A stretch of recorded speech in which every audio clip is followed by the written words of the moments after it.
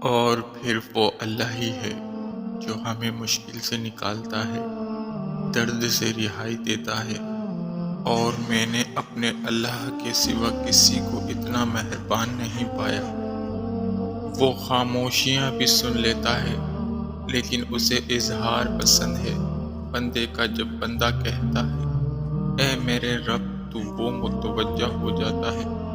جب بندہ کہتا ہے تو بڑا رحیم ہے، تو اس کی رحمت جوش میں آ جاتی ہے۔ جب بندہ کہتا ہے اللہ مجھے معاف کر دے، تو وہ معاف کر دیتا ہے۔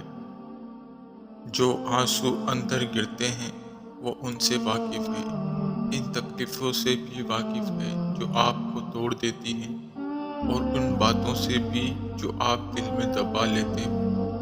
ساری دنیا سے چھپا کر سنو، وہ ہر شے سے واقف ہے، ہر شے سے باخبر ہے۔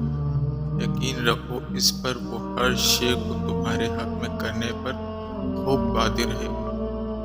کچھ چیزیں ہم خود نہیں کرتے، وہ ہمارے نصیب میں لکھ دی جاتی ہیں۔ قدرت حالات ایسے بنا دیتی ہے کہ ان کا ہونا مقرر کر دیا جاتا ہے۔ کچھ کہانیاں ادھوری رہ جاتی ہیں، کچھ راستے عین درمیان میں روک دیے جاتے ہیں۔ چیزوں کو نامکمل رکھ بھی دیا جائے، پر انسان مکمل کر دیا جاتا ہے۔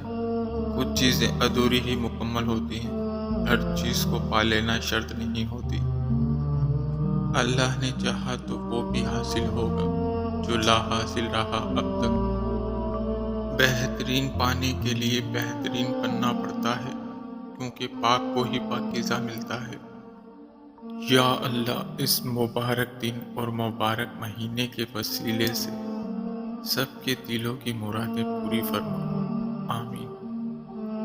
نصیب اگر بدل نہیں سکتا تو اللہ دعائیں بناتا ہی نہیں۔ جو راستے تمہیں انجان لگ رہے ہیں، دیکھنا اللہ انہی راستوں سے معجزے شروع کر دے گا۔ ہر وہ چیز جس کے لیے تم نے صبر کیا، تمہارے ہی نصیب میں آئے گی۔ اللہ کے پاس وہ سب کچھ ہے جو تمہیں دینے کے لیے دنیا کے پاس نہیں۔